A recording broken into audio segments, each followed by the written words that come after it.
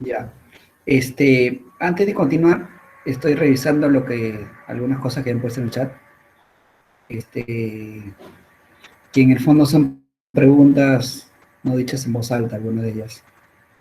Este, Hablan del Club Regatas, Marco Antonio Vergaray 13.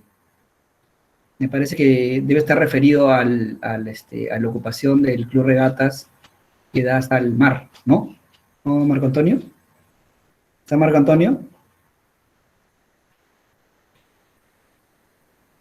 ¿No está? Bueno, igual, a ver, en el tema del Club Regatas hay una cosa en particular, que es lo siguiente. Profesor, Sí, a ver, sí, Marco Antonio. justamente Marco Antonio al final exactamente sobre lo que usted indica.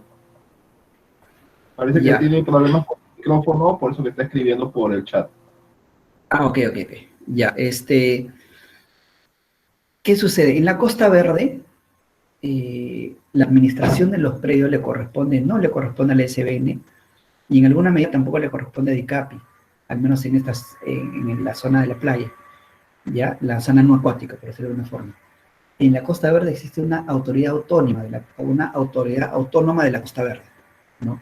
Que en el fondo no es más que una mancomunidad municipal, conformada por los alcaldes de las municipalidades que tengan acceso al mar, ¿no? Por ejemplo, el Callao, San Miguel, Magdalena, San Isidro, Miraflores, ¿no? Llegando hasta Chorrillos, ¿no es cierto? Entonces, ellos tienen que ver.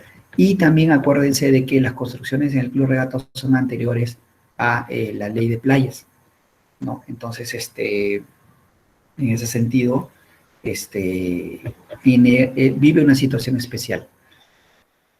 Si, ya que menciona el Club Regatas, de repente se le viene a la mente también ahí en la Costa Verde hubo un desalojo que hizo la municipalidad, fue de Barranco, me parece que fue.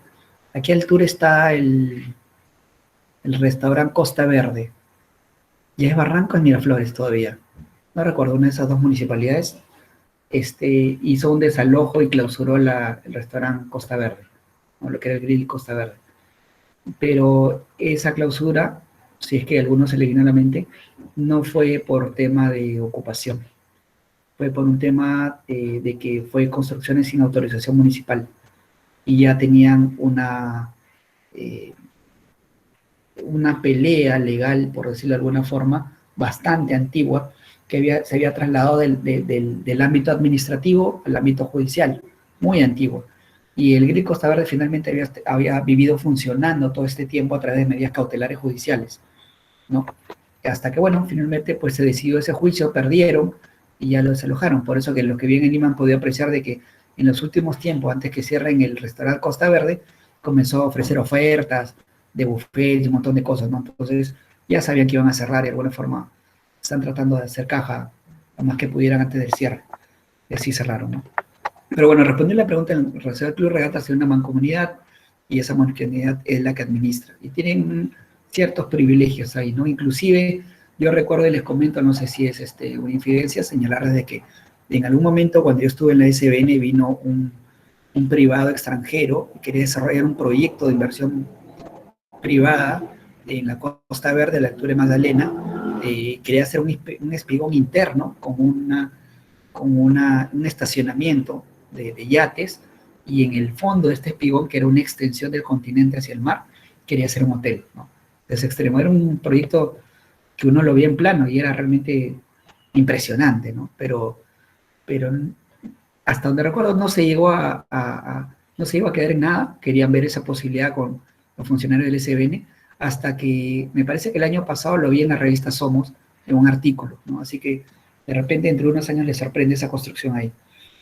Otra persona habla sobre Máncora. Uy, Máncora es un tema especial, ahorita vamos a entrar a verlo, un tema que inclusive me da un poco de pena. Iván, no sé si Iván es piurano o vive en Piura o es de acá, pero si Iván está ahí, puede hacer un comentario. Iván Vilche será, o no sé qué Iván, Iván Al dice.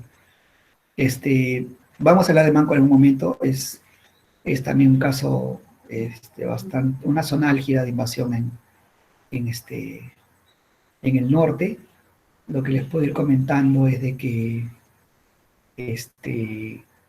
en Máncora había los que han podido ir a Máncora, digamos, antes del año 2010, quizá, o 2015, antes del 2015, han podido ver que Máncora tenía una laguna, ¿no? Una laguna bonita, que estaba entre la Panamericana Norte y el mar. Cientos de aves venían, aves migratorias venían en temporadas del año a la laguna. Bueno, increíblemente las invasiones secaron la laguna. Primero le echaron desmonte, después le echaron cemento encima, secaron la laguna y encima de la laguna construyeron. Ustedes van a Máncora hoy en día y esa laguna no existe, ¿no? Encima va a encontrar cemento y cemento y cemento de casas, ¿no? Y cevicherías y negocios, ¿no? Y lo que parece increíble ahí es de que ninguna autoridad intervino, porque ahí no se trataba del SBN, se trataba también de lana, se trataba, no sé si lana tenga competencia, pero al menos sí, el Ministerio del Ambiente, la Municipalidad de Máncora, etcétera. Hay una pregunta que no entiendo, que dice cómo se definen los 50 metros de ancho paralelo a la línea alta marea. Me imagino que está referido a la zona de dominio público, ¿no? Bueno, algunas preguntas si va a haber break, ya han sabido que sí. Víctor Carguayo, me parece que es de la Procuraduría. ¿Está Víctor Carguayo?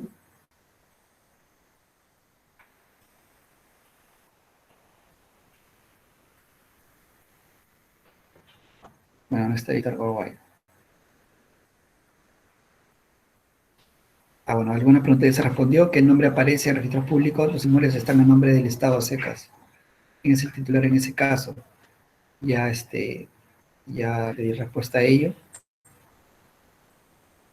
En vez de poder la SBN, lo han desmembrado con la entrada de la DGA. Es cierto.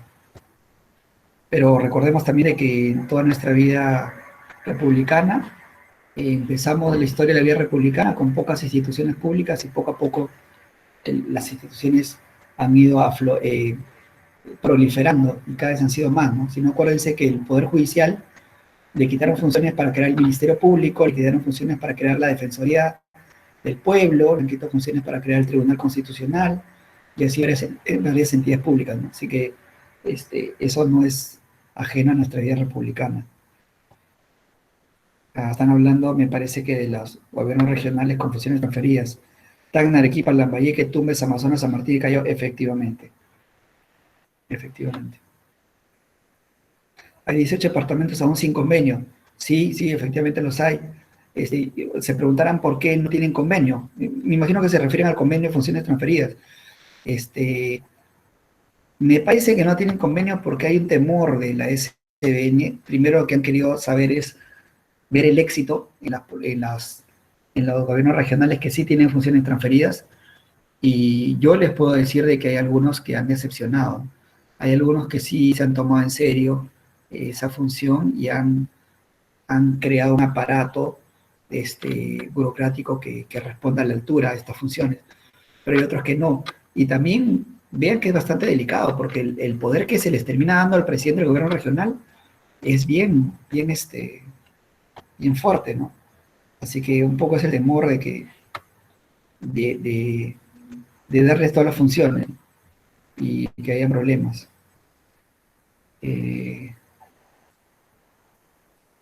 Bueno, veo que ustedes mismos han estado intercambiando información, lo cual me parece bastante importante.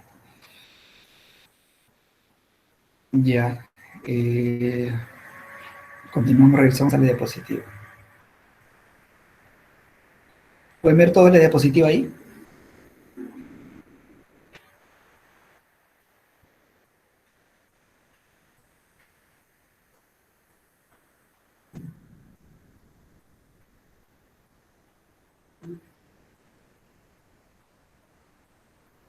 ¿Pueden ver la diapositiva? Sí, doctor, sí se ve. Ya, ok, gracias. Ok, vamos a hablar ahora, terminando esta diapositiva, sobre el informe que les mencionaba, relacionado al artículo 41.10 del Decreto Legislativo 1192. ¿Qué sucede? Los que todavía no han visto el artículo, o de repente alguno ya lo ha podido leer en el break. La SBN es el ente rector del sistema de bienes nacionales. Como ente rector del sistema de bienes nacionales, obviamente, como cualquier otro rector de un sistema administrativo, en este caso el de bienes nacionales, si bien no está en la ley orgánica del Poder Ejecutivo, en la LOPE, sí es reconocido como ente rector. Como ente rector emite informes, que estos informes son vinculantes para todas las entidades que conforman el sistema. ¿Ok? Ahora, ¿cuál es el poder o la fortaleza de este informe técnico? El artículo 41.10 de este decreto legislativo lo que señala es lo siguiente. Escuchen. Señala que todos los jueces de la República, antes de emitir una sentencia o una medida cautelar o cualquier otra resolución que termine por afectar un bien del Estado, previamente a la emisión de esta resolución, deberán solicitar a la SBN un informe técnico jurídico. ¿Ok? ¿Por qué es muy importante esto? Como todos podemos imaginar, un juez debe saber de derecho, pero no sabemos si un juez conoce de bienes del Estado, conoce de la parte técnica de bienes del Estado. Un juez no conoce topografía, de arquitectura, de ingeniería, o no es un especialista en gestión de predios del Estado, ¿no? Se presume, por presunción legal, de que el Estado conoce derecho, sí pues, pero lamentablemente el juez no va a tener el expertise técnico y técnica necesaria para poder definir un predio del Estado y todo lo que rodea al predio del Estado. Les pongo un ejemplo, que me sucedió en mi vida profesional. Hace un rato vi una compañera de ustedes que es de Trujillo, no me va a dejar mentir. En Trujillo está el proyecto de irrigación, ahí está la señorita Trujillo.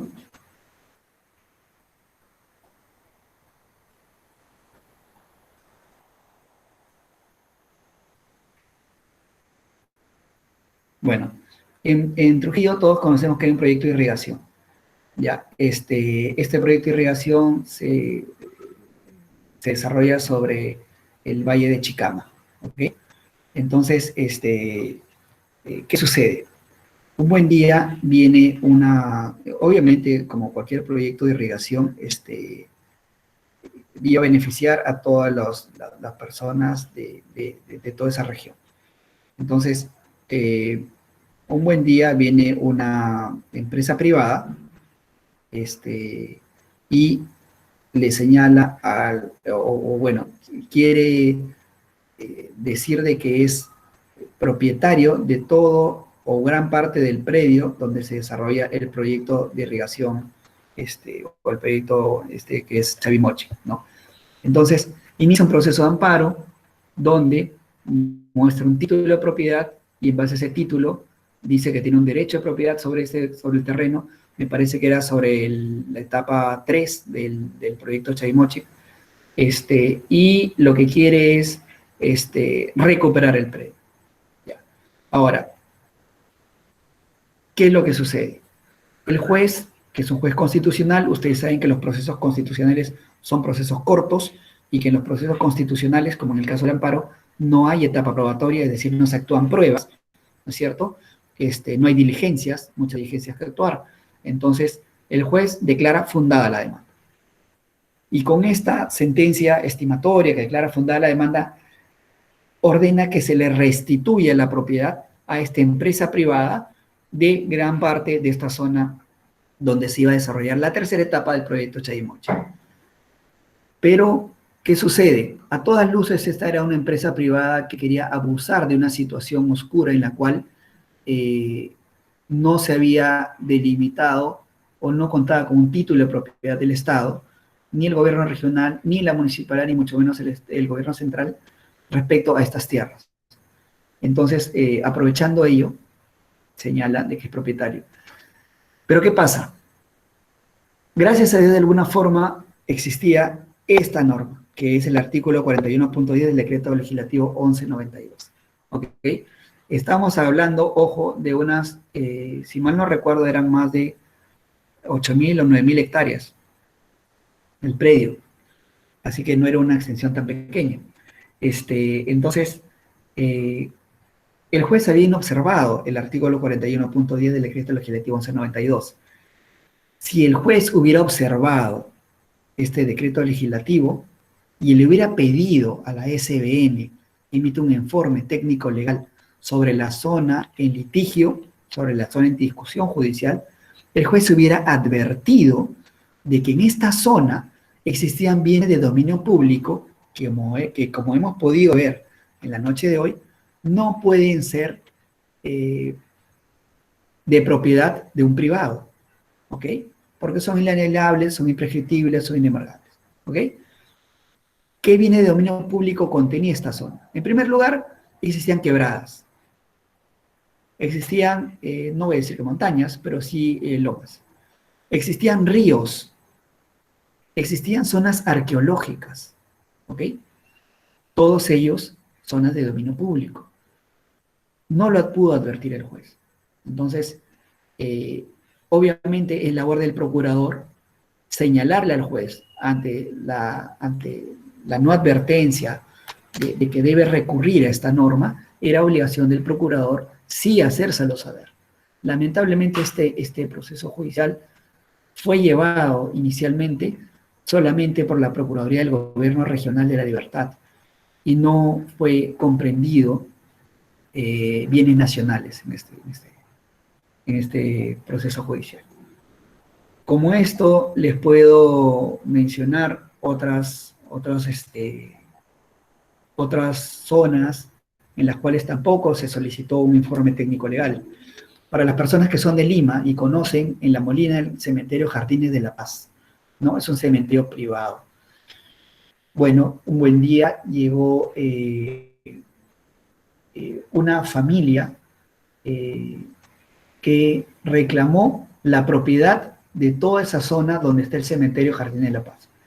Ojo, y ahí hago un paréntesis y regreso al ejemplo anterior. En el caso de Chavimochic quería que se le restituya el predio, ¿ok? O sea, su petitorio en ese proceso de amparo era, ¿sabes qué? A mí me expropiaron ese predio porque ahí ahora van a desarrollar un proyecto que es Chavimochic y es mi propiedad y yo lo que quiero es que me lo restituyan, que me lo devuelvan, ¿no? Claro que esa restitución era para entrar en un proceso de negociación y obtener ahí dinero directamente con el Gobierno Regional de la Libertad. Si quieren pueden entrar a Google y van a poder ver de que existieron diversas conversaciones y tratativas para poder acceder o poder comprar nuevamente ese predio, ¿no? Entonces esa era un poco la jugada legal de esa empresa privada. Regresamos al ejemplo de Jardín de la Paz. En el caso de Jardín de la Paz, originalmente Jardín de la Paz era un terreno del Estado, ¿ok? Por algún motivo, antes que existiera el SBN o en sus inicios, ese terreno fue dado a la Municipalidad de La Molina para que construya un cementerio público. Por acciones o actos administrativos bastante oscuros que no llegaron a saberse, terminó en manos de privados y terminó la municipalidad vendiéndolo y desarrollándose ahí un proyecto de cementerio privado, ¿no? En pocas palabras, se sacó un terreno del Estado, se transformó el terreno en privado y ahí se desarrolló un proyecto privado. ¿Eso es algo que debe investigarse? Sí, pero por ahí no va el ejemplo. El ejemplo va por el lado de que aparece una familia, muestra un título bastante antiguo, ¿ok? Y interpone una acción de amparo, pero no solicita que le restituyan el predio. Obviamente no lo va a hacer porque hay un cementerio y definitivamente ahí reposan los restos de cientos o miles de personas. Pero lo que sí pide es que no habiendo existido un proceso de expropiación, para que le quiten ese terreno, pues lo indemnicen ante la inexistencia de un justiprecio, ¿no? Lo indemnicen económicamente, pecuniariamente. Y se inició un proceso de amparo. Ahí sí emplazaron a la SBN y la SBN advirtió al juez que debía recurrir al artículo 41.10 del decreto legislativo 1192. Y aun cuando había habido una sentencia en primera instancia favorable al demandante, se logró revertir la situación. perdón, la situación y obtener una sentencia desestimatoria. No, esa es otra muestra de ello. Con esto, ¿qué les quiero decir? En las instituciones públicas en las que ustedes trabajan, sobre todo los que trabajan en el patrimonio del Estado, van a poder advertir procesos judiciales en los cuales no se ha utilizado esta norma. Pueden solicitar a través de sus procuradurías la nulidad de esas resoluciones o de esos mandatos judiciales por haber incumplido esta norma. Eso es hacia los casos que ya sucedieron, y hacia los que vienen hacia futuro, les exhorto a que recurran a esta norma para que puedan tener una herramienta legal adicional a las que ya han venido desarrollando y puedan utilizarlas para defender el predio del Estado. Ahora, forma de defensa y recuperación de predios del Estado. Es decir, existen diferentes formas, cada una de ellas responde a situaciones de hecho diferentes, ¿no?, producidas. Existen situaciones extrajudiciales y existen situaciones judiciales, o sea, existen acciones de recuperación de predio extrajudiciales y existen acciones judiciales. Primero vamos a desarrollar las dos acciones extrajudiciales que existen. La primera de ellas son las intervenciones en flagrancia. El marco legal de esto es el artículo 259 del Código Procesal Penal, que desarrolla la flagrancia delictiva, ¿ok? La policía, sin un mandato judicial previo, puede detener a quien sorprenda en flagrante delito. El típico caso de una señora que va caminando por la calle y pasa un ladrón y le arrebata la cartera, ¿no? Este hecho es observado por un efectivo policial y sin necesidad de que la señora denuncie el hecho, ni verbal, ni en la comisaría misma, ni pida auxilio, el policía interviene, recupera la cartera, aprende al ladrón y devuelve la cartera. ¿No es cierto? Hubo una intervención en flagrancia. Quienes intervienen de la misma forma se puede intervenir ante las invasiones. Ahora, la flagrancia delictiva no comprende a toda la totalidad de delitos que existen en nuestro Código Penal, solo algunos de ellos, ¿no? Entre los cuales está el robo y entre los cuales también está la usurpación. Ahora, ¿cuáles son los agentes intervinientes en la flagrancia? La Policía Nacional de Perú, el ejemplo basta, el representante de la entidad estatal, esto es opcional, como les he mencionado, no es necesario que haya una denuncia, y el representante del Ministerio Público, también opcional, no es necesario que su intervención para que pueda intervenir la policía. Es importante también, ¿por qué? Porque así como he mencionado de que la municipalidad es la autoridad pública o la autoridad de gobierno más cercana al ciudadano, la autoridad de justicia más cercana al ciudadano es la Policía Nacional del Perú, es la comisaría. No hay sector del Perú en el que no exista una comisaría, si hablamos de distritos, ¿no? Y es más, dentro de cada distrito hay a veces más de una comisaría. Entonces, si funcionaría bien o estaría bien articulado el binomio policía-ciudadano o el trinomio policía, entidad pública y el ciudadano o comunidad, creo que estas intervenciones serían bastante exitosas. No son muy difundidas, pero sí existen. Es más, yo recomendaría que recurran constantemente a ellas. ¿Cuáles son los beneficios de las mismas? En primer lugar, son de oficio, ¿no? No es necesaria una denuncia, pero también pueden ser a solicitud de parte.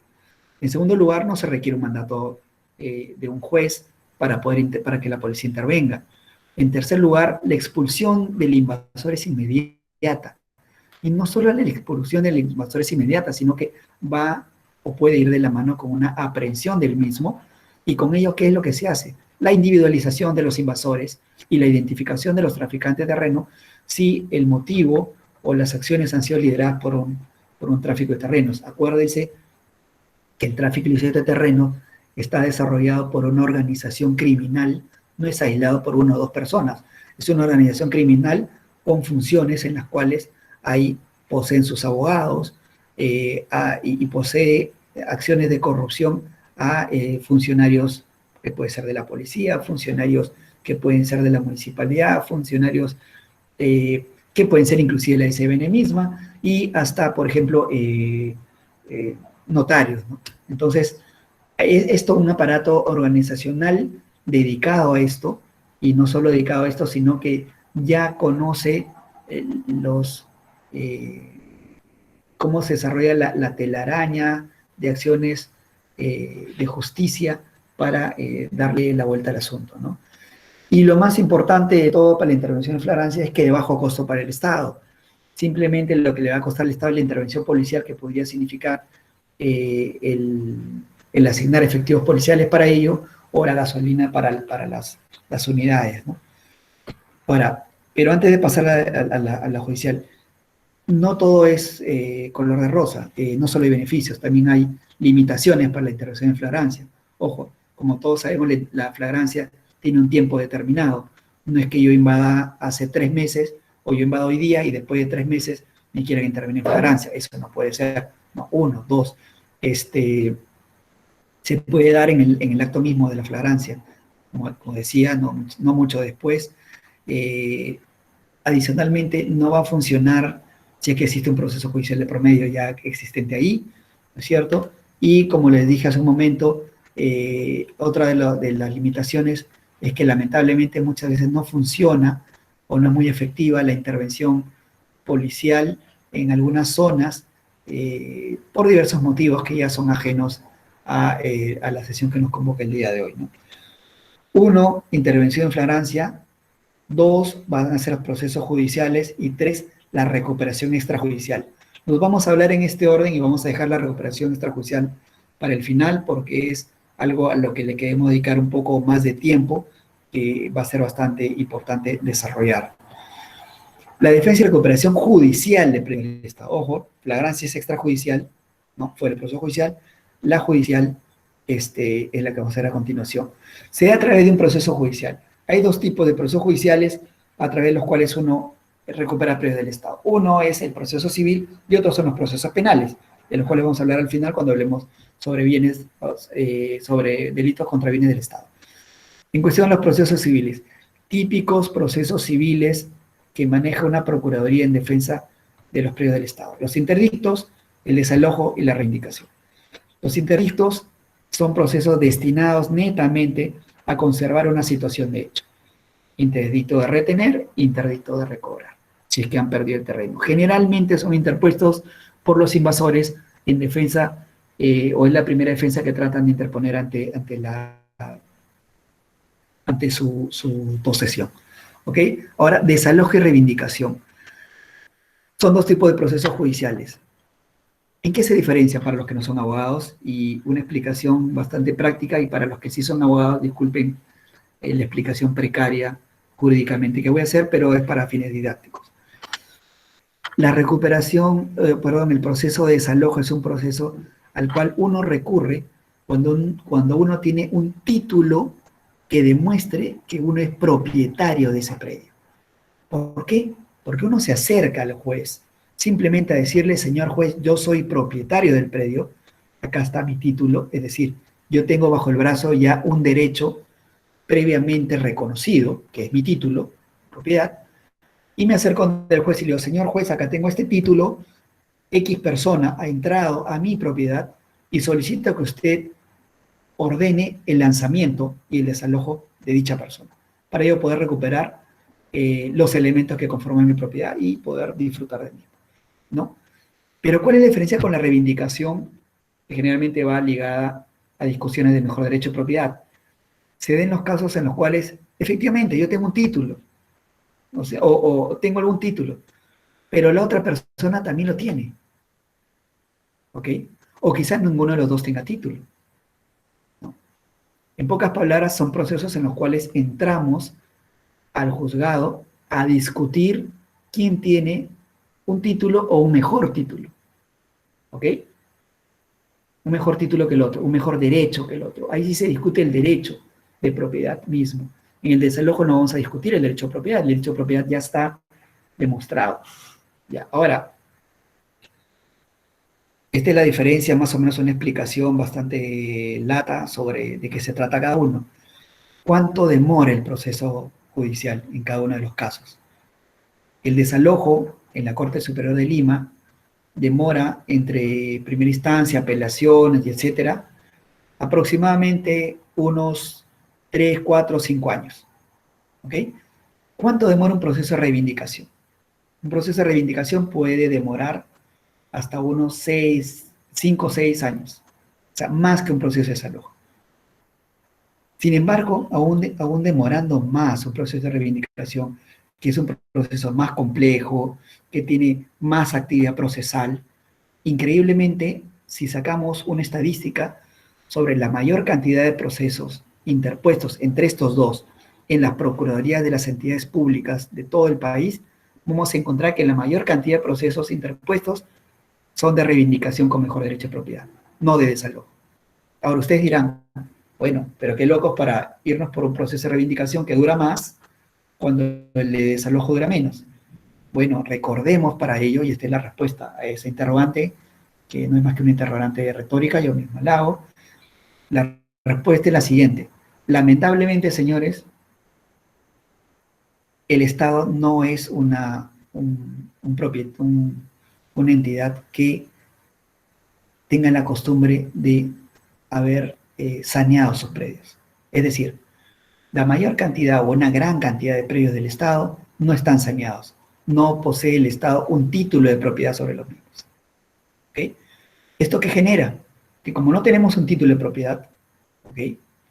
Por más que el otro no lo tenga, obviamente, no podemos ir a un proceso de desalojo. Porque lo primero que va a hacer el juez es pedirnos el título de propiedad. Y terminamos yendo a un proceso de reivindicación con, con un mejor derecho de propiedad, aun cuando dure más, ¿no? Entonces, ahí surge una pequeña conclusión o una primera conclusión que debemos tener en cuenta el día de hoy. La falta de cultura de saneamiento de los predios por parte de todos los peruanos, a tal extremo que hasta el mismo Estado no tiene una costumbre de sanear sus propios predios, ¿no? Es decir, de dar el ejemplo. Para ello, recordemos nada más, y en todas las familias pasa, no en la de uno, pero sí en la de un familiar, ese típico caso en el cual fallece un familiar y lamentablemente, bueno, deja propiedades, ¿no? Pero lamentablemente esta propiedad no está saneada, o no tiene título, o previamente no dejó un testamento. Y esto que genera de que las cosas se compliquen al momento de poder determinar los beneficiarios de esa herencia dejada, ¿es cierto? Y a veces la casa que poseemos, en otros casos, la casa que poseemos y en la cual estamos desde hace más de 20 años, nos enteramos sorpresivamente que nuestros padres o la persona que era el propietario nunca inscribió registros públicos o nunca tuvo un título claro, y por lo tanto ante los ojos de los vecinos obviamente somos los legítimos propietarios, pero ante los ojos de la ley no lo es así, no lo es tanto. Entonces terminamos recurriendo a procesos judiciales, ¿no? Un caso similar tiene el Estado. El Estado lamentablemente no tiene la costumbre de sanear sus predios y ahí es donde entran las personas que hoy hemos escuchado al momento de la presentación que trabajan en las áreas de patrimonio del Estado, ¿no? Y esa es la labor previa y es la primera conclusión a la que arribamos el día de hoy. Y la primera recomendación también, saneen sus predios, saneen los predios del Estado. La misión de las personas que trabajan en las áreas de patrimonio del Estado es sanear los predios, no solo es administrarlos, es sanearlos. Yo sé de que en muchos de los casos las entidades públicas no les otorgan las herramientas mínimamente necesarias a las personas que trabajan en esas áreas. Cuando digo herramientas me refiero no solo a aparatos logísticos, sino también a recursos para realizar esta labor. Pero es realmente imperdonable que no exista un plan de saneamiento de predios en cada entidad pública. Y para ello les pongo otro ejemplo también de mi actividad profesional. En algún momento de mi actividad profesional yo trabajé en el Cuerpo General de Bomberos Voluntarios del Perú. Grande fue mi sorpresa cuando una vez tuve que ir a realizar unas acciones legales de defensa de un camión de bomberos que había tenido un accidente de tránsito, ¿no? Grande fue mi sorpresa cuando llegué y me pude enterar de que el camión de la autobomba de bomberos, en primer lugar, no tenía placa. Y no tenía placa porque no habían sido tramitadas las placas, y no habían sido tramitadas las placas porque no había título de propiedad. Y no solo ello, al no tener título de propiedad, no tener placas ni tener nada, no tenía SOAT, ¿no? Entonces, no es que esté desnudando un terrible error del cuerpo de bomberos, porque hasta hace algunos años, ojo, que esto que estoy narrando es de hace algunos años, ¿eh?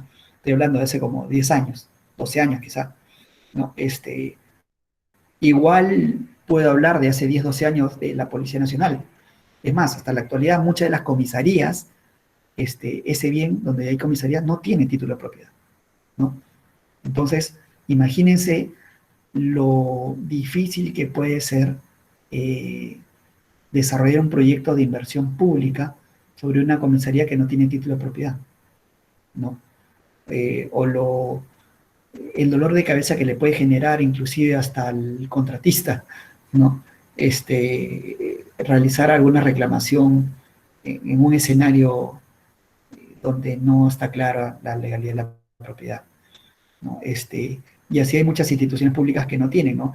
Y a partir de ahí en el cuerpo bombero me puse a preguntar, y efectivamente, como, como generalmente actúan con bienes donados, no solo me refiero a los autobombas de bomberos, sino también a los lugares donde están las comandancias, o las unidades de bomberos, no posee, no tiene saneado. Ahora, el saneamiento no solo, cuando yo saneamiento no solo me refiero a una propiedad inscrita en registros públicos, me refiero también a eh, alguna resolución o acto jurídico que tenga clara la administración del predio por parte de esa entidad pública, ¿ok? Muchas de las unidades de bomberos no son propiedad del Cuerpo General de Bomberos, son propiedad de la SBN. Le pongo un ejemplo, el de Jesús María, que ha sido tan criticado, el que está al costado del parque, no recuerdo cómo se llama este parque, pero donde queda la canchita de fútbol Matamula, le llaman Matamula. Ya, ese predio le pertenece a SBN y se lo afectó a favor del Cuerpo de Bomberos. Esa resolución de afectación es por un tiempo determinado y con una finalidad determinada, ¿ok? Entonces, en ese caso, el tener saneado el predio, entre comillas, es tener una resolución vigente que le otorgue administración a ese predio, ¿ok? En muchos casos esas resoluciones están culminadas, están caducas, o en todo caso el proyecto desarrollado sobre ese bien es ajeno a la finalidad por la cual ha sido afectada, ¿no? Lo pido para una biblioteca, una municipalidad, y lo termino destinando a una cancha de fulbito, ¿no? O lo pido para una cancha de fulbito pública y termino dando el otro destino, ¿no? Etcétera.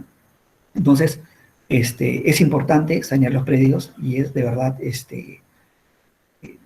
genera mucha dificultad el no tener saneados los predios ya para el momento de la defensa y la recuperación de los mismos. ¿Alguna pregunta sobre este tema? ¿O alguna experiencia que quieran compartir al respecto?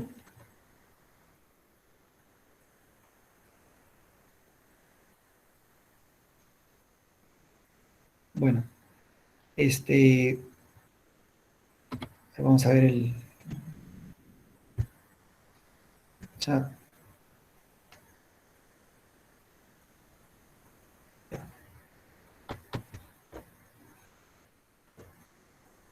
Bueno, continuamos.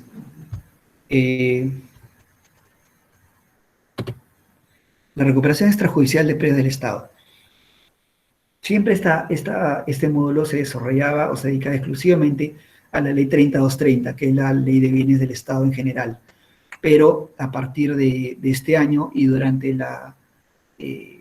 lo que significó la pandemia y todo lo que nos ha generado, se dio el decreto legislativo 1467, que es una recuperación extrajudicial de predios del Estado, pero exclusivamente destinada para patrimonio cultural y desarrollada obviamente por el Ministerio de Cultura. Así que eso obliga a que también hablemos de la misma. En primer lugar, la ley 30230. Para ello debemos señalar lo siguiente. Esta es una ley que ha sido dada en el año, en julio, no recuerdo, fue el 22 de julio del año 2016, si mal no recuerdo. ¿Qué sucede? Antes de la dación de esta norma, ¿ok?, la forma de recuperar los predios del Estado era la misma forma de recuperar los predios de un privado, ¿ok? ¿Y cuál era el marco legal de la misma? El Código Civil. Esa era la forma de recuperación, el Código Civil. Entonces, el Código lo que señalaba era los tipos de acciones a las cuales uno podía recurrir, entre las cuales estaba la defensa posesoria. La defensa posesoria no es más que una reacción inmediata ante una invasión. Entonces, el artículo nos señalaba, si mal no recuerdo, el 920 del Código nos señalaba un plazo de tiempo para ejercer la defensa posesoria y una forma de actuación, ¿cierto? Uno podía recurrir de manera inmediata y por el uso de la fuerza privada a la recuperación del predio. Y la otra forma era simplemente los procesos judiciales. Pero ¿qué sucede? Vivíamos en ese momento despegues de inversión privada y de inversión pública, o el desarrollo de inversión público-privada, ¿cierto? Entonces, el Estado se dio cuenta de que necesitaba un paquete de normas en el cual, de alguna forma, se tomen decisiones que faciliten la inversión pública y privada y que no traben estas inversiones por procesos judiciales, por invasiones, ocupaciones indebidas o lo que fuera, ¿no es cierto? Y es así que da la ley 3230, que si ustedes van a ver, no solo está dedicada a la recuperación extrajudicial, sino que está dedicada en general a todo tipo de acciones que faciliten la inversión, ¿no? Hay disposiciones de carácter tributario, hay disposición de carácter de gestiones de bienes del Estado y hay disposiciones también de recuperación de predios. ¿Okay? Entonces, ese es el marco. ¿Qué quiere decir esto? De que a partir de la dación de la ley 3230, ojo para los que trabajan en patrimonio Estado, a partir de esta ley, la forma de recuperar los predios para el privado, es decir, para cualquier entidad privada, va a ser diferente a la de la entidad pública. ¿Okay?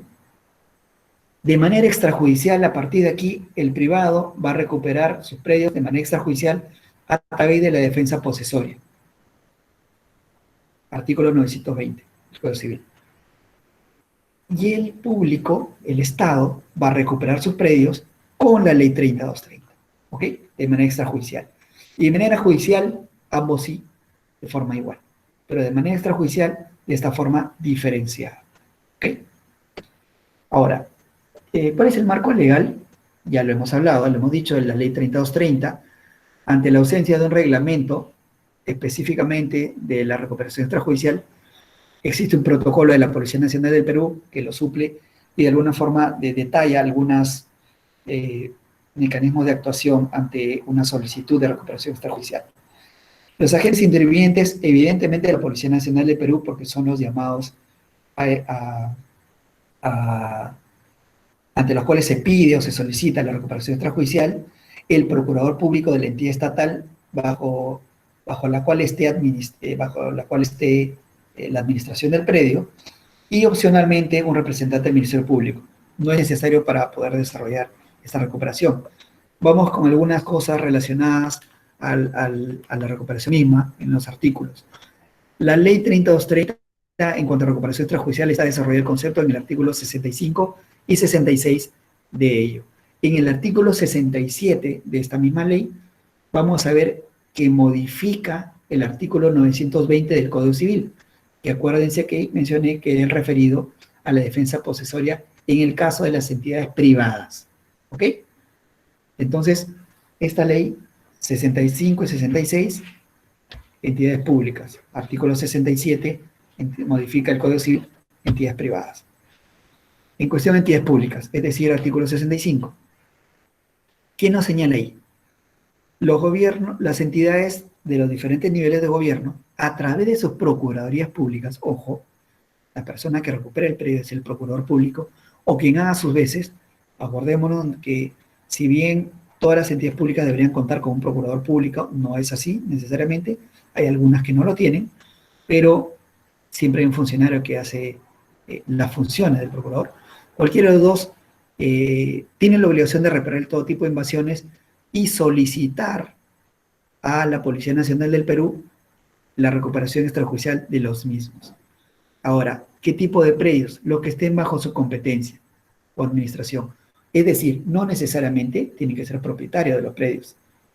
Otra cosa, no necesariamente tienen que estar inscritos en registros públicos ni en el registro o el Sistema Informático Nacional de Bienes del Estado, en el SINAVIP.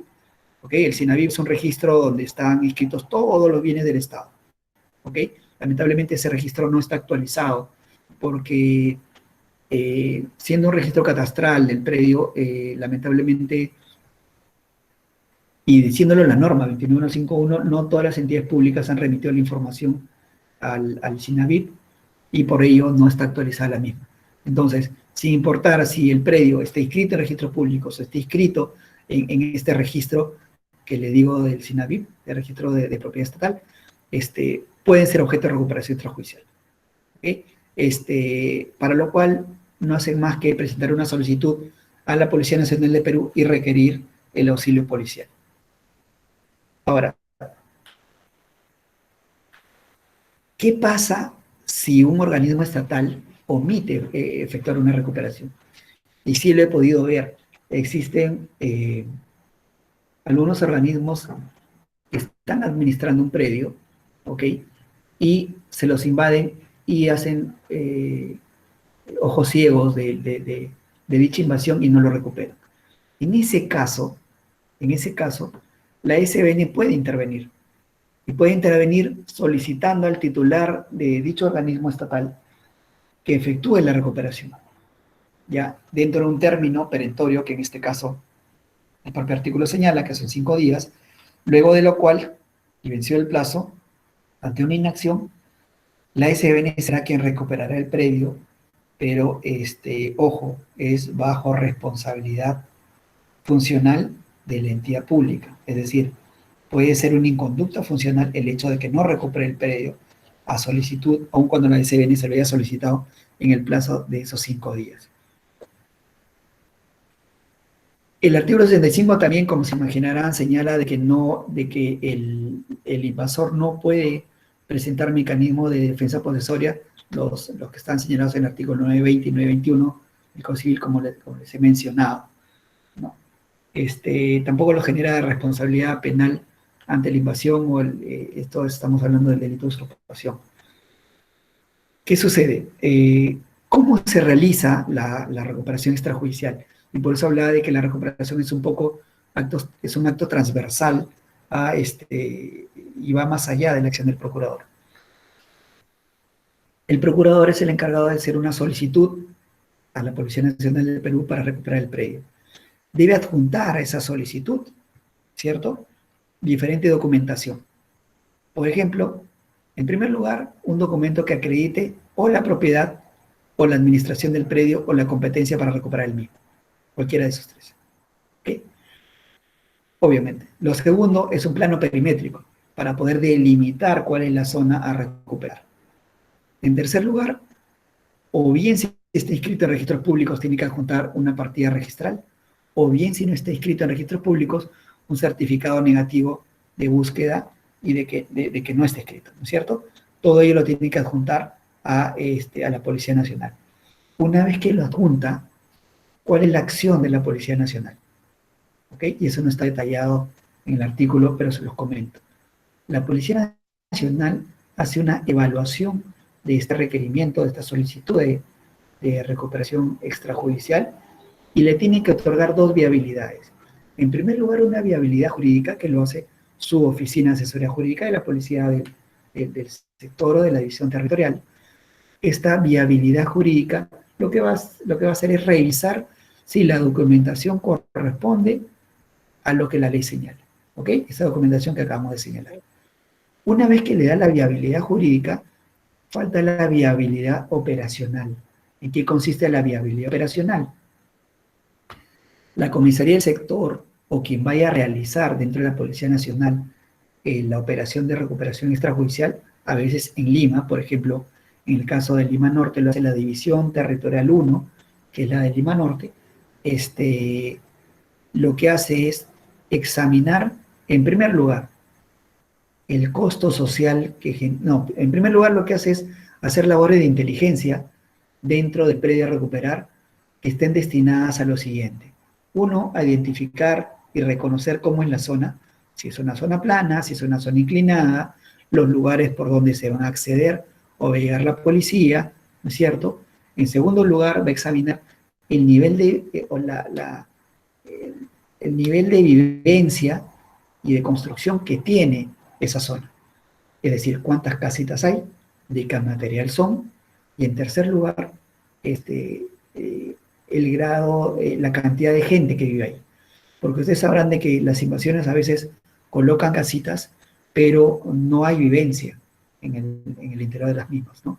Colocan las casitas y es porque realmente, como hace un rato les señalé, no todas las invasiones son por una cuestión de necesidad de vivencia, necesidad de vivienda, sino algunas de ellas simplemente hay invasores que se dedican a copiar predios, ¿no? Tienen 1, 2, 3, 4 invasiones y le quieren dejar uno a cada hijo y también al yerno o al ahijado o a quien sea, ¿no? Y por lo tanto, pues ellos viven en otro lado. Esa invasión no tiene vivencia. ¿Y eso para qué? Para ver el grado de oponibilidad que va a tener al momento de la operación y más o menos calcular el costo social que podría robar esta intervención, ¿no? Entonces, estas acciones de inteligencia los va a ayudar a ello.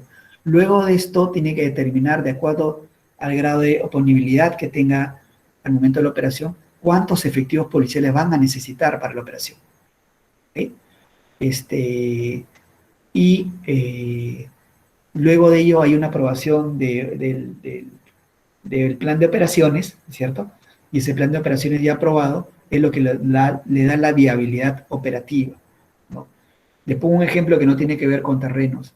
El caso lamentable de esta intervención con muertes en esta discoteca que está en el segundo piso, la discoteca, no recuerdo el nombre, que se ha dado hace poco, justamente se dio porque de alguna forma dentro de la operación desarrollada por la policía no se calculó la cantidad de personas que habían al interior de la discoteca, ¿no? Entonces los efectivos policiales que ingresaron fueron muy pocos para la cantidad de gente que había dentro.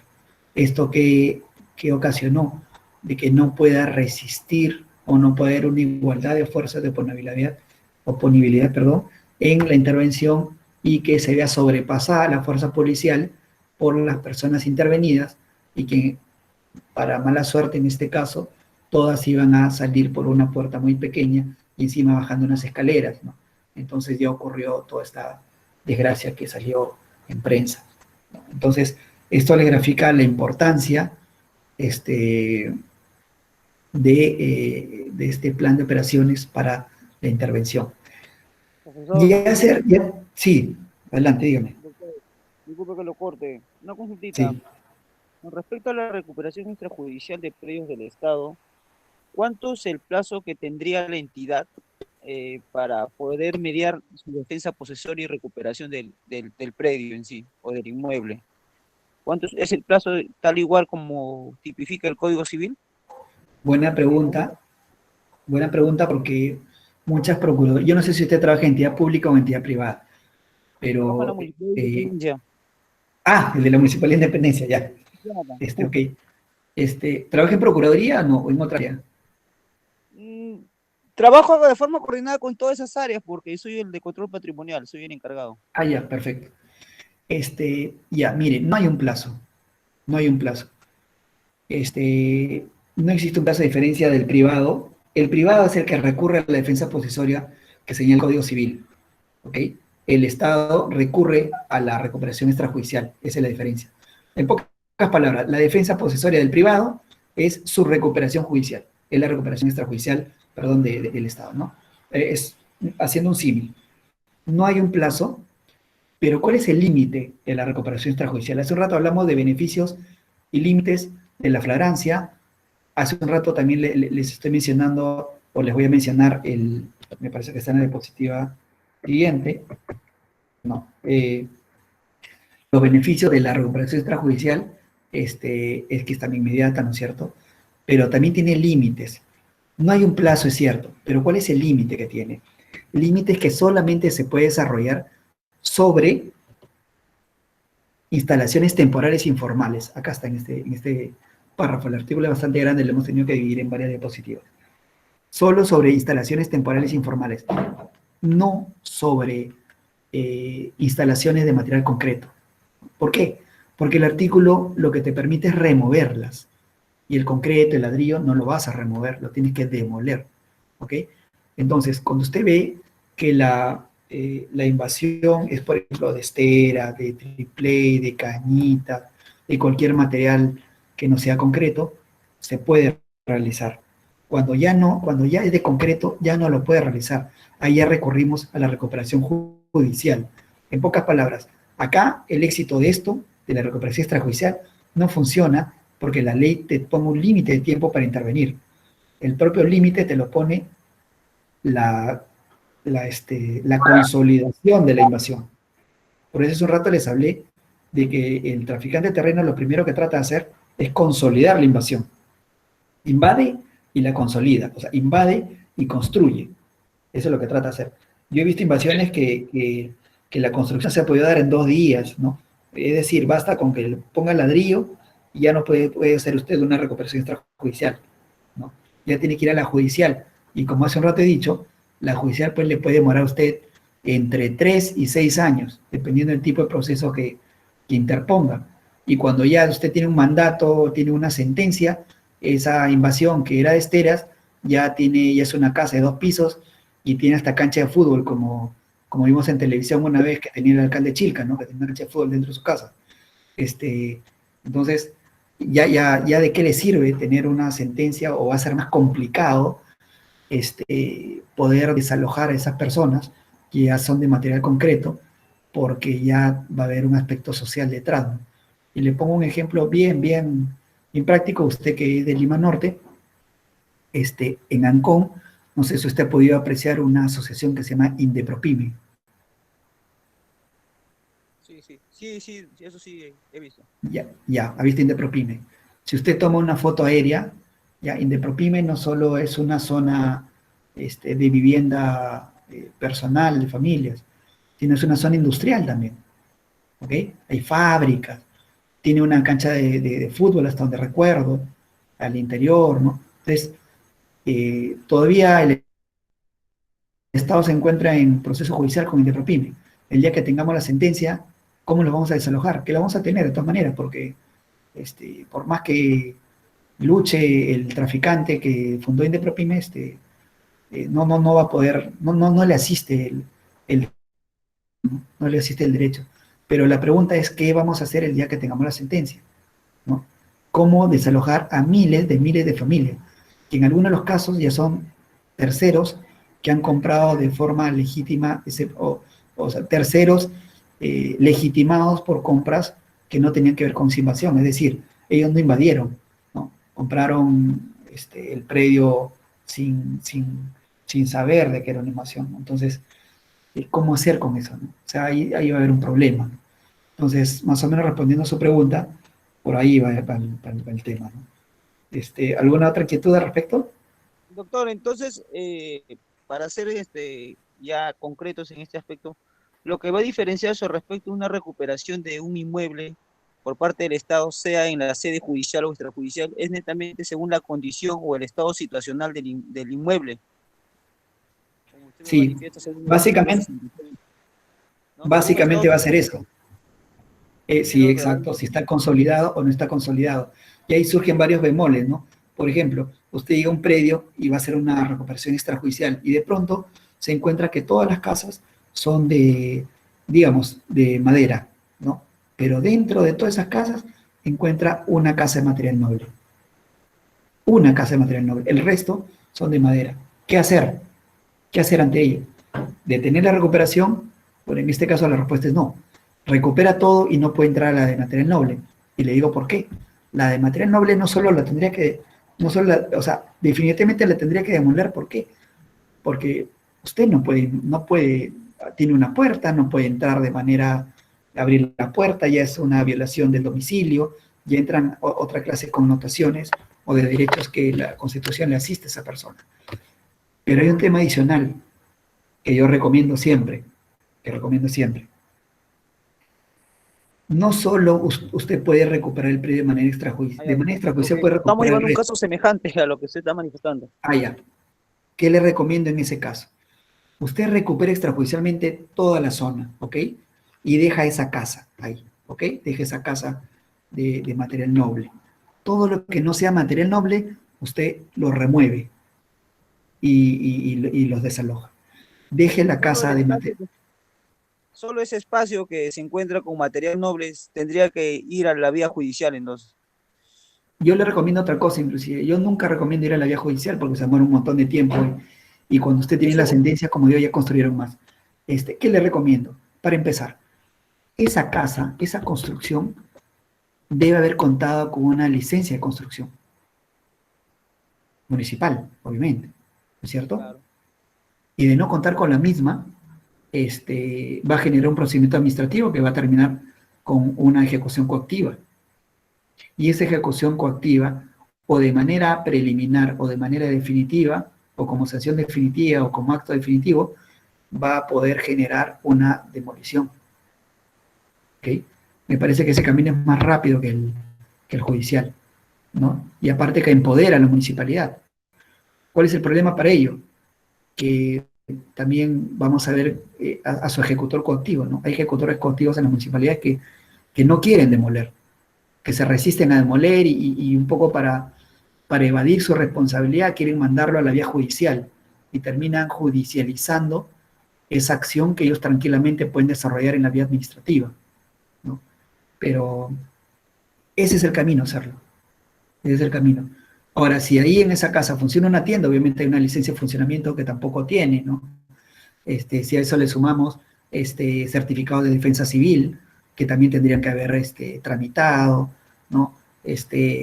Impuestos que tendrían que haber pagado, una serie de casos que desde el gobierno local se pueden utilizar como herramientas para, digamos, atacar, si vale la palabra, esa invasión, ¿no? Entonces me parece que el camino es ese, por ahí va el camino. Y es el que recomiendo al menos, ¿no? Es el que recomiendo.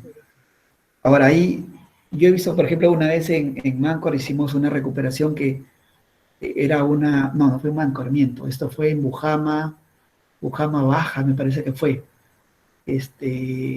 Había un hotel ahí y, y como estos hoteles de playa, pues que tienen, digamos que la vistosidad del hotel es que sea un poco rústico, ¿no? Para darle un aire más de playa, ¿no? La mayor parte, o casi toda la construcción, era de madera, cañitas y madera, y por ahí drywall, ¿no? Pero había una parte de la misma construcción, no de otra, de la misma construcción, que era cemento, que era cemento.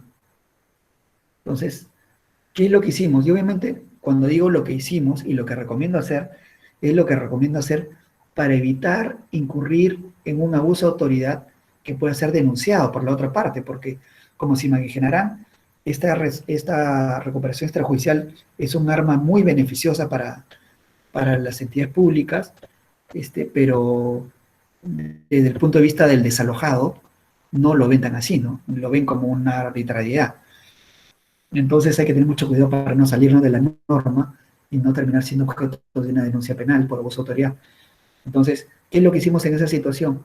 Bueno, removimos todo y solamente dejamos los muros que eran de cemento. Obviamente ya no había hotel, ¿no? Estaba solamente los muros, ¿no? Entonces, esa es otra de las cosas que se pueden hacer, ¿no? Pero, como le digo, las cosas se facilitan bastante cuando la recuperación la tiene que hacer una municipalidad. Ahí se facilitan más. Bueno, estaba narrando, vamos a avanzar que estamos justo en la hora. Si no hay otra pregunta, cualquier otra pregunta, igual interrúpanme y vamos hablando de la misma. Doctor, buenas noches. Sí, buenas noches, díganme. Pregunta. Iván Vilches, de la Red de Salud Huánuco. Tengo acá un ¿Cómo está? caso. Estamos nosotros en proceso de saneamiento de los terrenos. Y como Sí. usted bien dijo, pues el mismo estado tiene alto índice de terrenos sin sanear, de predios. Y bueno, estamos en el proceso de mejorar todo esto. Tengo un caso específico. Eh, Tenemos un establecimiento de salud, ya, el único documento que nos ampara es un testimonio de donación del Centro Poblado Menor. Eso data de hace Ya. 50 años atrás Ya. y es por 432 metros cuadrados. Solamente se han construido 200 metros en el cual funciona el puesto de salud de 2 pisos y quedó 232 metros libres para construir más adelante. Ahora, sin embargo, ¿cuál es el problema? Esta área libre, ahora hay una casa de adobe con un letrero que han puesto propiedad privada. O sea, hay un invasor. Ajá. ¿Cuál es el tratamiento para poder recuperar esos 32 metros cuadrados que están en el testimonio de donación?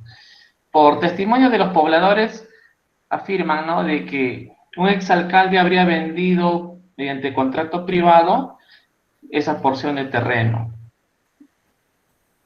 Esos son los antecedentes. Ya. A ver, si usted inicia un proceso de desalojo, en primer lugar no puede ser una recuperación extrajudicial, ni mucho menos una intervención en flagrancia. Si usted inicia un proceso de desalojo, va a correr el riesgo de que la otra persona presente un título, por más que no sea válido, como es el de compra-venta de esta municipalidad, ¿no? Lamentablemente, en algún espacio en el tiempo, muchos de los terrenos del Estado estuvieron bajo la administración de las municipalidades y en otro espacio en el tiempo estuvieron bajo la administración del Ministerio de Vivienda a través de la Dirección de Bienes Nacionales, que después se convirtió en superintendencia. Entonces hay que ver quién le vendió el predio a esta persona. Yo le recomendaría que haga eso antes de iniciar cualquier acción judicial. Primero investigue quién le vendió el predio a esta persona. En segundo lugar, a través de qué acto jurídico. Y en tercer lugar, si tenía competencia en la municipalidad para vender el predio. Lo más probable es que no la haya tenido, ¿no? Lo más probable es que no la haya tenido. Esos tres antecedentes son importantes para poder definir qué acción judicial llevar. Ahora, válgame verdad, la acción judicial no la tiene que definir usted ni determinar usted, la tiene que determinar el procurador. Usted lo que va a tener que hacer es cumplir con o acopiar los antecedentes, formar un expediente administrativo y solicitar al procurador público a que inicie las acciones legales que correspondan. Probablemente lo que él inicie sea una reivindicación con mejor derecho de propiedad. Hay un tema que es el siguiente. La misma ley 1192, que les mencioné hace un rato cuando les dije del artículo 41.10 de esta ley 1192, en sus disposiciones finales y transitorias señalan que en los procesos de desalojo, ¿okay?, se puede pedir una especie de administración provisional del predio. Es decir, usted inicia su proceso de desalojo y pide esta administración provisional asignada al Estado, y con eso puede recuperar el predio. Al menos recuperar para que no sigan construyendo y de paso los desaloja y al menos ya tiene el predio, digamos, bajo el brazo, por si vale la expresión, ¿no? Pero más o menos, lamentablemente en este caso usted va a tener que recurrir, o su ministerio va a tener que recurrir a un proceso judicial, ¿no? Porque ahí el tema ha sido la desidia, ¿no? Es típico de todas las entidades públicas que no solo nos saneamos, sino que encima nos dejamos invadir y dejamos consolidar, ¿no? Y esos predios, pues, es lamentable. Ahora, entiendo en el caso que usted pone de que los ingresos o el acceso al predio son independientes, ¿no? Sí, doctor, es independiente. Justo está en la plaza central del centro poblado Ya. y tiene todo el frontis a un lateral, a una cara del cuadrante de la plaza. Entonces tiene acceso Ya. independiente. Bueno, sí, efectivamente ha habido desidia, ¿no? Porque esto ya tiene un tiempo. y no ha habido defensa, Claro. ¿no? Y hasta Pero donde se ahí, sabe, el comprador, entre comillas, es familiar del exfuncionario de la municipalidad. Pues parece que haya habido intereses personales, ¿no? claro. Pero como le digo, ¿sabe dónde está el kit del asunto? O el meollo va a estar en fijarse cómo ha adquirido esa propiedad la otra persona.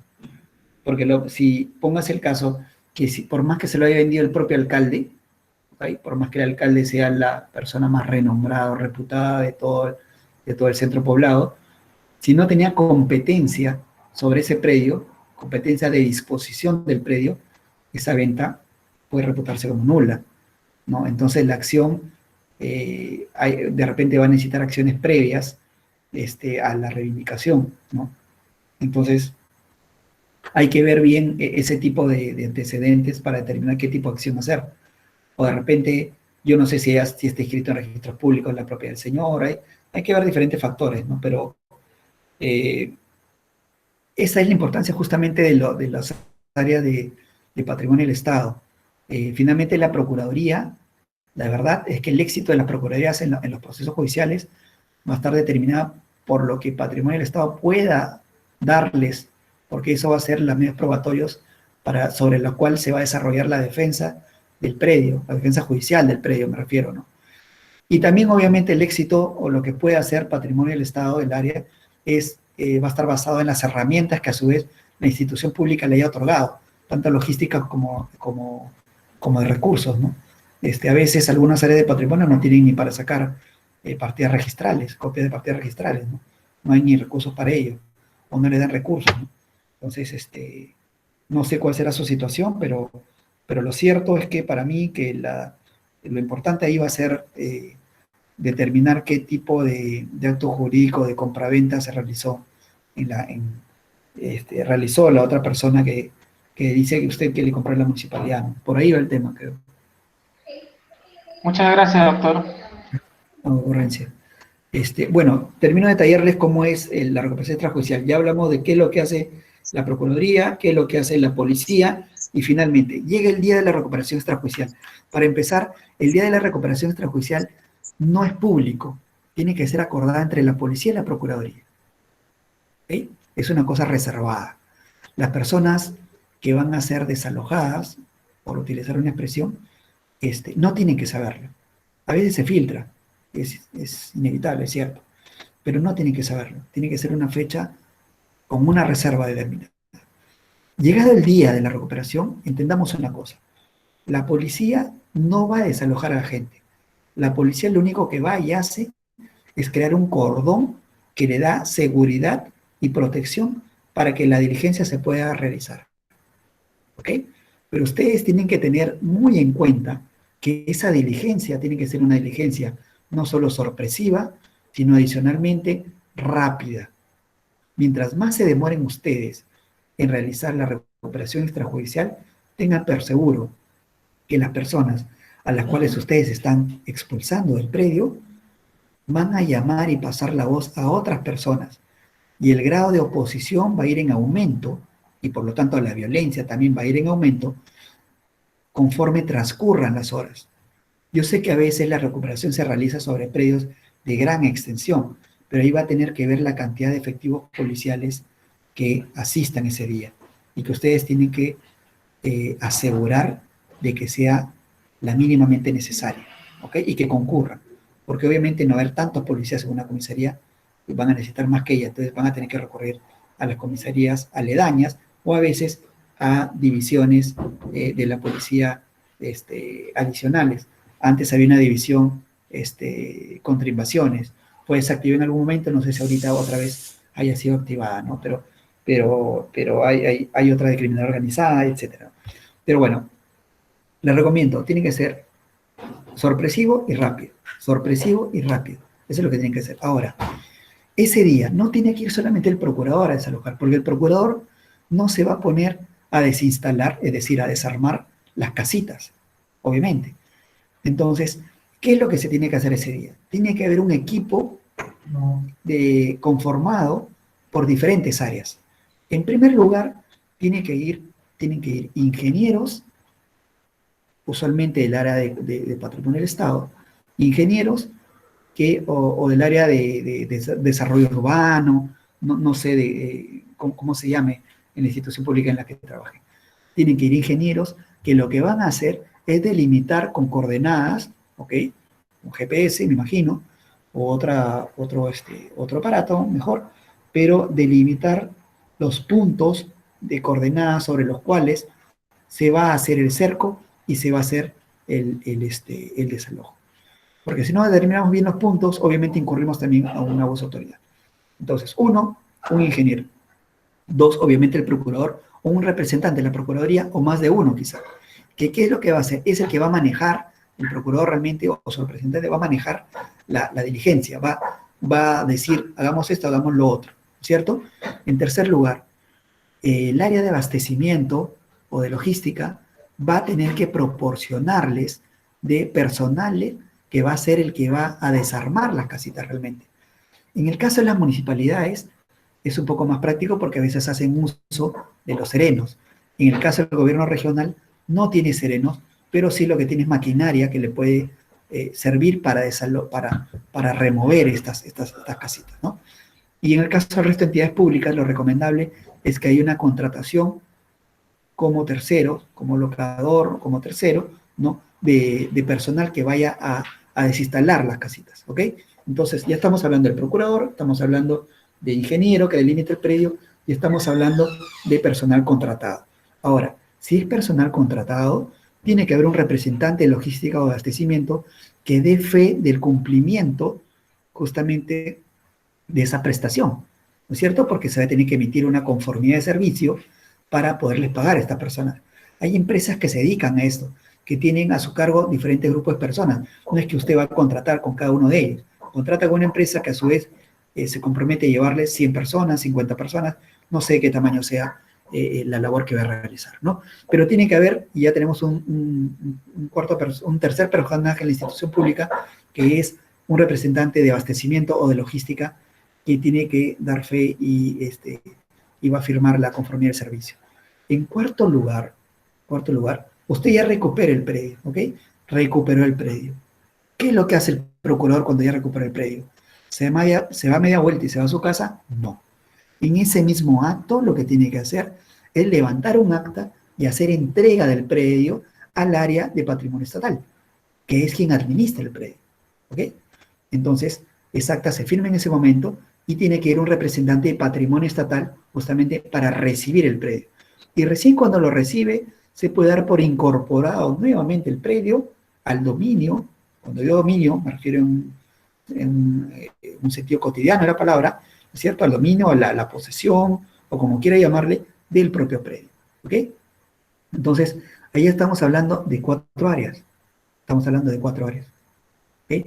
Ahora, obviamente, si vamos desmenuzando más, para que haya habido una contratación tercero, tiene que haber intervenido el área de administración, proveyendo de los recursos, el área de contabilidad, etcétera, tesorería, etcétera. Son varias áreas las que tienen que haber intervenido. Y en el tema del área de desarrollo urbano, si es que así se le llama, tienen que haber habido proporcionado partidas registrales, el certificado negativo de propiedad o la partida registral si que lo hubiere, los planos perimétricos, etcétera, etcétera, etcétera. En pocas palabras, solamente la recuperación extrajudicial tiene éxito si es que el procurador tiene la ayuda de todas estas personas. ¿Ok? Ahora, este año, ya corriendo, ya porque estamos sobre la hora, este año se dio un decreto legislativo que es el 1467, que es la recuperación extrajudicial del patrimonio cultural. Básicamente lo que señala este decreto legislativo en su artículo 2 es lo mismo que en la recuperación extrajudicial, con la diferencia que solamente desarrolla una temporalidad de acción, que es durante el marco de emergencia sanitaria por a consecuencia del COVID-19. Solamente durante este tiempo va a funcionar este decreto legislativo y está destinado solamente para recuperación de patrimonio cultural y va a ser obviamente desarrollado por el Ministerio de Cultura. Esto es algunas diferencias que he notado respecto al decreto a la ley 3230, ¿no es cierto? Cómo se acredita, debe acreditarse que el bien es un patrimonio cultural, tiene un plazo de actuación, este sí, que es de 48 horas, pero no para la actuación del procurador del Ministerio de Cultura, sino para la Policía Nacional, y se pone en el caso de que la recuperación se dé dentro de un área natural protegida, en cuyo caso tiene obviamente que pedirse permiso también al CERNAM, o pedir también la participación de ellos, ¿no? Ahora, finalmente, ya, en cuanto a delitos cometidos contra bienes estatales, este es un catálogo de tipos penales que existen, delitos contra la administración pública en el Código Penal. Sería bastante ocioso ponerme a leer todos ellos, ¿cierto? Pero directamente está la definición de lo que es funcionario público. Ojo, para el derecho penal, que es un funcionario público, ¿ok? Es toda persona que tiene que estar incorporada a su actuación a la actividad pública y tiene que tener un título habilitante para que se le considere funcionario público, es decir, una designación, una resolución de nombramiento, etc. Y que a su vez, obviamente, ante esta designación tienen que ejercer la función pública. El delito contra bienes estatales por excelencia es el delito de usurpación. Está tipificado en el Código Penal en el artículo 202 en adelante. El 202 posee el tipo base, es decir, la conducta típica, ¿no? La conducta común y corriente del delito de usurpación, y en el artículo 204 están las formas agravadas. ¿Qué es lo importante de esto? Lamentablemente era infructuosa las recuperaciones a través de los procesos penales por los motivos que señalé hace un rato, que los fiscales solían archivar las denuncias penales del delito de usurpación por los motivos que dije de que la desposesión que se hacía no era física y no era violenta en los predios estaban obviamente sin construcción, y tranquilamente las personas entraban como Pedro en su casa, y eso, para el juez, eso no era desposesión. Sin embargo, el artículo 204 sufrió una modificación a partir de la ley 30776, ¿ya? Que lo que hizo fue modificar el artículo 204 y comprender también a el traficante como un actor o un sujeto activo de este delito. Es decir, ahora ya el Estado deja de perseguir al invasor y empieza a perseguir al traficante. ¿Quién es el traficante? El que instiga, el que financia, el que promueve la invasión. Ustedes ven actualmente el artículo 204, en la parte final, el último párrafito está dedicado a toda la actividad que realiza el traficante. Entonces ahora es sancionable ello. Y también obviamente está como agravante que el predio que sea invadido o que sea usurpado es un predio del Estado. Y peor si este predio del Estado estaba destinado para un servicio público. Peor si es para una asistencia pública, ¿no? Lo bueno de esta ley 30776 es de que creó una figura que es la del desalojo preventivo y que hace una modificatoria de inclusión en el artículo 311 del Código Procesal Penal. ¿Qué es el desalojo preventivo? Así como hace un rato, respondiendo a uno de sus compañeros, mencioné de que la ley la ley 1192, el decreto legislativo 1192, daba la administración provisional del predio en los procesos de desalojo. También en los procesos penales, el desalojo preventivo permite también un desalojo preventivo, como dice la figura, y dándole la administración provisional al propietario del predio o al Estado en este caso, ¿no? Esta lámina está relacionada a el desarrollo típico de los artículos 202 y 204 que acabo de describir. Finalmente, ¿cuál es el problema con el tráfico ilícito de terrenos? No solo genera un solo delito, que es la usurpación, genera muchos delitos. La ocupación propia del terreno ajeno ya es un delito de usurpación. La venta de terrenos ajenos ya constituye un delito de estafa, porque obviamente al que compra el terreno no le dicen que es una invasión, y también un delito de estelionato o un delito de estelionato dependiendo de la actividad, ¿no? Aparte, al ser el tráfico ilícito de terrenos, al conformar una organización que se dedica a este tipo de actividades, ya se comete automáticamente el delito de asociación ilícita para delinquir. Obviamente, las ganancias de esta actividad, al ser ilícita, constituye dinero negro que al blanquearse constituye un lavado de activos, ¿cierto? La tramitación de documentos fraudulentos como actividad propia de legitimación del tráfico ilícito de terreno constituyen delitos contra la fe pública.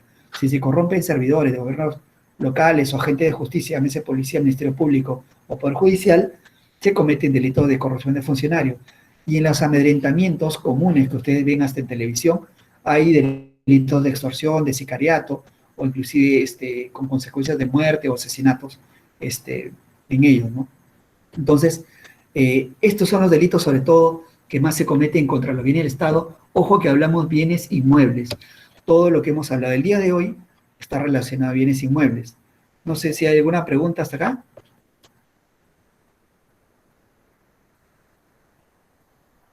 Bueno, finalmente, y como conclusión o recomendación, si ustedes desean. En primer lugar, saneen los predios. Recomendación a 1. Proyecto de saneamiento de predios. Desarrollen ese proyecto. Los de patrimonio del Estado, sobre todo, deben tener como función principal sanear sus predios. Sanear sus predios es facilitarle la labor a toda su institución pública o privada también.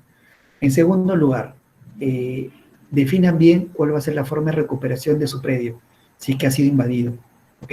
Sanear el predio es disminuir la posibilidad de invasión. La gente no suele invadir predios saneados. Trata de invadir predios no saneados, porque hay este negocio. ¿Ok? Sanear el predio disminuye la posible invasión. Si aún así su predio es invadido, elijan bien cuál es la forma de recuperación de su predio. No judicialicen todo. Judicializarlo es entorpecer, intervenir en flagrancia o recuperación extrajudicial. Si tú ya interpusiste un proceso judicial, ya no puedes recurrir paralelamente a la recuperación extrajudicial. Y el judicial es el más costoso, en tiempo, en horas hombre, en todo. El extrajudicial puede ser costoso en dinero, porque a veces hay que contratar personas, pero uno recupera de manera inmediata el predio. ¿Okay? Lo tercero, tengan bastante comunicación con su procuraduría o con el agente que haga sus veces y que recupere los predios, porque esta persona, ustedes van a tener que proveerle los insumos necesarios para que esa persona intervenga.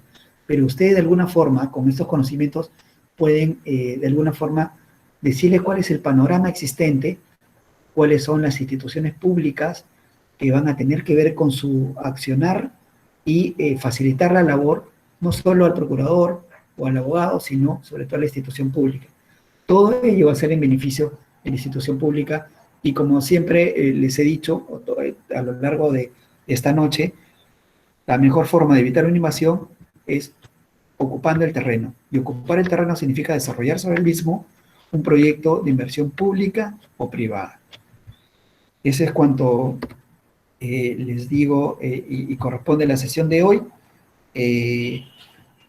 Si vamos a las preguntas como parte final, se señala, veo que dice, ¿qué sucederá ahora que se aprobó en el Congreso la Ley de Formalización y Titulación de Predios con breveco de funciones formales que se han constituido?